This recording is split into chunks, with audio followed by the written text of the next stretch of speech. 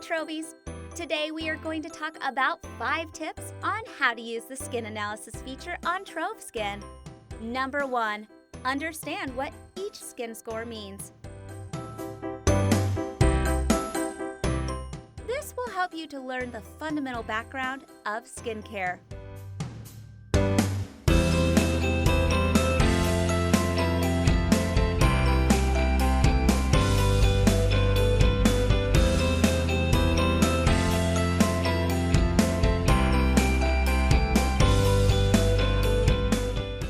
Number 2. Understand the range of each skin score.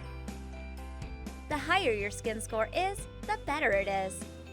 Number 3. Take a selfie indoors. Proper and sufficient lighting is key, so ensure that shadows don't fall on your face, as it might cause the camera to capture inaccurate result. Number 4. Remove your makeup. When you wear makeup, it covers up a lot of your skin issues that you want to have analyzed. Number 5. Use the TroveSkin Diary to track your skin progress. Check your skincare routine and products are working for your skin on a regular basis. Beautiful skin requires commitment, not miracles.